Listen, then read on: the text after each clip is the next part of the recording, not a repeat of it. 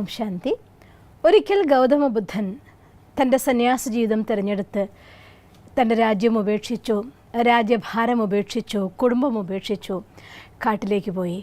ഒരുപാട് കാലം കാട്ടിൽ തപസ്സനുഷ്ഠിച്ച് കഴിഞ്ഞ് തൻ്റെ ബോധോദയത്തിന് ശേഷം ഭിക്ഷുവായി ഭിക്ഷാടനമെടുത്തുകൊണ്ട് രാജ്യത്തിലൂടെ കടന്നു പോവുകയാണ്.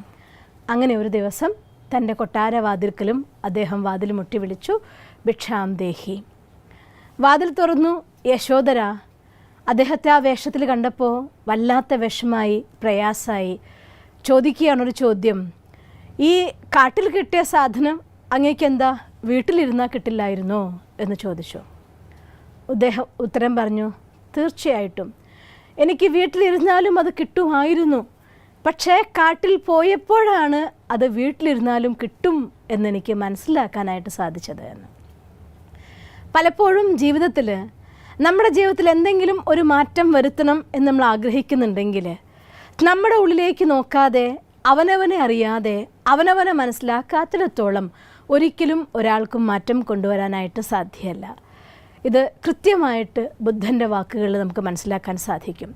ഞാനും ഓർമ്മിക്കും, വർഷങ്ങൾക്ക് മുന്നേ 1998 ബ്രഹ്മകുമാരീസിൻ്റെ ഹെഡ് ഓഫീസിൽ ട്രെയിനിങ്ങിന് വേണ്ടി പോയ സമയത്ത് അന്ന് ഞങ്ങളെടുത്ത് ദാദി തന്നതായിട്ടുള്ളൊരു പാഠം, സ്വന്തം ജീവിതത്തിലെ ഉയർച്ച താഴ്ചകൾക്ക് നിങ്ങളാണ് ഉത്തരവാദി എന്ന് നിങ്ങൾ മനസ്സിലാക്കുന്നുണ്ടോ എന്ന്. പലരുടെ ഉത്തരം യെസ്, ചിലരുടെ ഉത്തരം നോ, ചിലരുടെ ഉത്തരം പകുതി പകുതി, ചിലർ പറഞ്ഞു താൻ പാതി ദൈവം പാതി. അങ്ങനെ പല ഉത്തരങ്ങളും ഞങ്ങൾ 300 പേരടങ്ങുന്നതായിരിക്കുന്ന ടീച്ചേഴ്സിൻ്റെ ഗ്രൂപ്പിൽ നിന്നുണ്ടായിരുന്നു. അന്ന് ദാദി തന്നതായിട്ടുള്ളൊരു ലെസൺ ഉണ്ടായിരുന്നു, എപ്പോഴാണോ നിങ്ങൾ സ്വന്തം ജീവിതത്തിൻ്റെ ഉത്തരവാദി, എൻ്റെ ജീവിതത്തിലെ സുഖദുഃഖങ്ങളുടെ ഉത്തരവാദി ഞാൻ തന്നെയാണ് എന്ന് നിങ്ങൾ സ്വയം തിരിച്ചറിയുന്നത്, സ്വന്തം ജീവിതത്തിൻ്റെ ഉത്തരവാദിത്വം നിങ്ങൾ സ്വന്തം തോളിലെടുക്കാൻ തയ്യാറാവുന്നത്, അന്ന് മനസ്സിലാക്കിക്കോളൂ, ആധ്യാത്മിക യാത്രയിൽ ഈ ജീവിതത്തിൻ്റെ മുന്നോട്ടുള്ള കാൽവെപ്പിലാണ് അതുവരെ നിങ്ങൾ നിന്നിടത്ത് തന്നെ നിൽക്കുകയുള്ളൂ എന്നതായിട്ടുള്ള പാഠം. തീർച്ചയായിട്ടും അന്ന് മുതൽ എൻ്റെ ഹൃദയത്തിൽ ഞാൻ സൂക്ഷിച്ചതായിട്ടുള്ള പാഠം തന്നെയാണ്. എൻ്റെ ജീവിതത്തിൽ സുഖമോ ദുഃഖമോ എന്ത് സംഭവിക്കുന്നുണ്ടെങ്കിലും അതിൻ്റെ ഉത്തരവാദി ഞാൻ തന്നെയാണ്. അഥവാ രോഗം വരുന്നുണ്ട്, പനി വരുന്നുണ്ട്, ചുമ വരുന്നുണ്ട്, റെസ്റ്റ് എടുക്കേണ്ടി വരുന്നുണ്ടെങ്കിൽ ശരീരത്തിന് വേണ്ട രീതിയിലുള്ളതായിരിക്കുന്ന പോഷണവും കാര്യവും കൊടുക്കാതെ അതിന് നമ്മൾ ഓവറായിട്ട് പീഡിപ്പിക്കുമ്പോൾ അത് തരുന്ന പണിഷ്മെൻ്റ് ആയിരിക്കാം. അതല്ലെങ്കിൽ മറ്റേത് സാഹചര്യത്തിൽ നിങ്ങൾ പെട്ടുപോകുന്നുണ്ടെങ്കിലും അത് ശാരീരികമായിട്ടാണെങ്കിലും മാനസികമായിട്ടാണെങ്കിലും സാമൂഹികമായിട്ടാണെങ്കിലും നമ്മുടെ ജീവിതത്തിൽ സംഭവിക്കുന്നതിൻ്റെ ഉത്തരവാദി നമ്മൾ തന്നെയാണ്.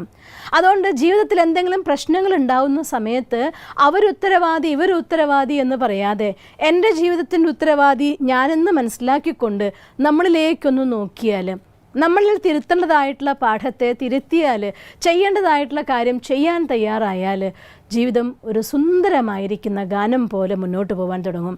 അഥവാ താൽക്കാലികമായിട്ട് ആ സമയത്ത് നമുക്ക് എന്തെങ്കിലും മോശമായിരിക്കുന്ന ഒരവസ്ഥ സംഭവിച്ചിട്ടുണ്ട് എങ്കിൽ പോലും ആ സമയത്ത് അതിന് നല്ലതായിട്ടുള്ള വഴിയിലേക്ക് മാറ്റാൻ, ആ തിന്മയെ കൂടെ നന്മയിലേക്ക് പരിവർത്തനം ചെയ്യാൻ വേണ്ടതായിരിക്കുന്ന പോംവഴി എന്തെന്ന് സ്വയം നമ്മുടെ ഉള്ളിൽ നിന്ന് വരാൻ തുടങ്ങും. അതുവരെ ആരൊക്കെ നിങ്ങളുടെ അടുത്ത് മാറാനുള്ളതായിട്ടുള്ള പോംവഴി പറഞ്ഞു തന്നാലും, എന്തൊരു കാര്യം പറഞ്ഞു തരുമ്പോഴും അതിൻ്റെ അപ്പുറത്ത് എന്തെങ്കിലും ഒരു പ്രശ്നം കണ്ടെത്താനും അത് എന്നെക്കൊണ്ട് സാധ്യമല്ല നിങ്ങളെക്കൊണ്ട് ചെയ്യാൻ സാധിക്കും എന്ന് പറയാനും മാത്രമേ നമ്മുടെ മനസ്സ് സമ്മതിക്കാറുള്ളൂ. ഒന്ന് ആലോചിച്ച് നോക്കിയേ, ഇത്രയും മഹാപുരുഷന്മാർ, ശ്രീകൃഷ്ണൻ, ശ്രീരാമൻ തുടങ്ങിയ ദേവാത്മാക്കൾ, മഹാത്മാഗാന്ധിജി, ശ്രീ ബുദ്ധൻ തുടങ്ങിയതായിട്ടുള്ള മഹാത്മാക്കൾ, ധർമ്മപിതാക്കന്മാരായിരിക്കുന്ന ക്രൈസ്റ്റ്, ഇബ്രാഹിം തുടങ്ങിയവർ നമുക്ക് പറഞ്ഞു തരാത്ത ഒരു പാഠങ്ങളും ഉണ്ടായിട്ടില്ല. പക്ഷേ ഞാൻ മനസ്സിലാക്കിയെടുത്തോളം ഈ ഏത് ധർമ്മഗ്രന്ഥം വായിക്കുമ്പോഴും അതൊക്കെ അവർ ചെയ്ത കാര്യങ്ങൾ എന്ന് പറയുന്നു എന്നല്ലാതെ ഇതെല്ലാം ഞാൻ ചെയ്യാൻ വേണ്ടി അവരെന്നോട് പറഞ്ഞതാണ് എന്ന് മനസ്സിലാക്കാനുള്ള മനോഭാവം നമ്മൾ ആരും കൊണ്ടുവരാറില്ല.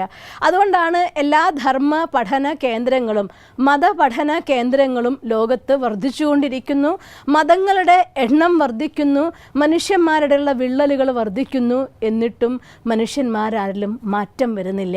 കാരണം മാറ്റം വരേണ്ടത് ഇവരെല്ലാവരും പറഞ്ഞതായിട്ടുള്ള പരമസത്യത്തെ തൻ്റെ ജീവിതത്തിൽ കൊണ്ടുവരുമ്പോഴാണ്. അതിന് മാറേണ്ടത് മറ്റാരുമല്ല, തിരയേണ്ടത് മറ്റെവിടെയോ അല്ല, നമ്മുടെ ഉള്ളിൽ തന്നെ. അതുകൊണ്ട് സൈലൻസിലൂടെ ദിവസവും കുറച്ച് സമയം എടുത്തുകൊണ്ട് ഇന്ന് ഞാൻ എങ്ങനെ ചെലവഴിക്കും എന്ന് പ്ലാൻ ചെയ്യാനും ഇന്ന് ഞാൻ എങ്ങനെ ചെലവഴിച്ചു എന്ന് അവനവനെ പരിശോധിച്ച് തിരുത്താനും ഒരാൾ തയ്യാറാണെങ്കിൽ അവരെ സംബന്ധിച്ചിടത്തോളം മറ്റൊരാൾക്കും അവരെ തടയാൻ സാധ്യമല്ല. നമ്മളിപ്പോൾ അനുഭവിച്ചു കൊണ്ടിരിക്കുന്ന ഈ കഷ്ടപ്പാടുകൾ, പ്രകൃതി ദുരന്തങ്ങൾ, പലയിടത്തും മല പിളരുന്നു, പലയിടത്തും വെള്ളപ്പൊക്കം ഉണ്ടാവുന്നു, എന്തൊക്കെ അവസ്ഥകൾ ഉണ്ടാവുന്നുണ്ട്. ഞാൻ ഓർത്തു പോകും, മഴയെ സ്നേഹിച്ചിരുന്ന പലരും ഇന്ന് മഴയെ വെറുക്കുന്നുണ്ടായിരിക്കാം. ഞാൻ മഴയെ അന്നും സ്നേഹിക്കുന്നുണ്ട്, ഇന്നും സ്നേഹിക്കുന്നു. കാരണം മറ്റൊന്നല്ല, ഇതിൻ്റെ ഉത്തരവാദി മഴയല്ല, മലകളുടെ കാല് വെട്ടിയ നമ്മളാണ്, മരങ്ങൾ മുറിച്ചു മാറ്റിയ നമ്മളാണ്. അതുകൊണ്ട് ഇന്നു മുതൽ ഒരു തൈയെങ്കിലും നട്ടുകൊണ്ട് ഈ കാടിനെ വീണ്ടും പുനഃസ്ഥാപിക്കാൻ, മണ്ണിനെ കൂട്ടുപിടിച്ച് നിൽക്കാനുള്ളതായിട്ടുള്ള അതിൻ്റെ ഞരമ്പുകളെ പോലെ വളരാൻ മരങ്ങൾ നടാമെങ്കിൽ, ഈ പ്രകൃതിയെ സംരക്ഷിക്കാൻ വേണ്ടി നമ്മൾ ഓരോരുത്തരും ദൃഢപ്രതിജ്ഞ ചെയ്യുമെങ്കിൽ ഇനിയൊരു ദുരന്തം ഉണ്ടാവാതെ നമുക്ക് എല്ലാവർക്കും രക്ഷപ്പെടാം. അതുകൊണ്ട് തീർച്ചയായിട്ടും നമ്മുടെ ഉത്തരവാദിത്വമാണ്. ഈ പ്രകൃതി ദുഷിച്ചെങ്കിൽ, അല്ലെങ്കിൽ പ്രകൃതി നമ്മളോട് മോശമായിട്ട് പെരുമാറിയെങ്കിൽ, മറ്റുള്ളവരെന്നോട് മോശമായിട്ട് പെരുമാറുന്നെങ്കിൽ, ഇന്ന് മോശം സാഹചര്യങ്ങളിൽ ഞാൻ കുരുങ്ങിപ്പോയെങ്കിൽ ഇതിൻ്റെ എല്ലാത്തിൻ്റെ ഉത്തരവാദി ഞാനാണ്. അതുകൊണ്ട് ഞാൻ മാറണം. എനിക്ക് എൻ്റെ മാറ്റത്തിലൂടെ മറ്റുള്ളവരെ മാറ്റാനാവും. നമ്മൾ മാറുന്നോ, നമുക്ക് വേണ്ടി ഈ ലോകം മാറിയിരിക്കും. അതുകൊണ്ട് ഞാനാണ് മാറേണ്ടത് എന്ന് നിശ്ചയിക്കുന്നിടത്തോളം വരെ നമ്മുടെ ജീവിതത്തിലെ കഷ്ടപ്പാടുകളെ മാറ്റാൻ ആർക്കും സാധ്യമല്ല. ആ സത്യത്തെ തിരിച്ചറിഞ്ഞുകൊണ്ട് ഞാൻ മാറും എന്ന് പ്രതിജ്ഞയെടുത്ത് മുന്നേറൂ. എന്നാൽ തീർച്ചയായിട്ടും ഈ ലോകം നമുക്ക് സുഖദായിയായിട്ട് മാറുന്നതായിരിക്കും. ഓം ശാന്തി. ദിവസം തോറും ജീവിത വിജയങ്ങൾക്ക് വെളിച്ചം വീശുന്ന പുത്തൻ വീഡിയോകൾക്കായി ഞങ്ങളുടെ യൂട്യൂബ് ചാനൽ സബ്സ്ക്രൈബ് ചെയ്യൂ. നോട്ടിഫിക്കേഷൻ ലഭിക്കുന്നതിനായി ബെൽ ഐക്കൺ ക്ലിക്ക് ചെയ്യൂ. ഒപ്പം ഞങ്ങളുടെ ഫേസ്ബുക്ക്, ട്വിറ്റർ, ഇൻസ്റ്റാഗ്രാം പേജുകൾ ഫോളോ ചെയ്യൂ. നന്ദി.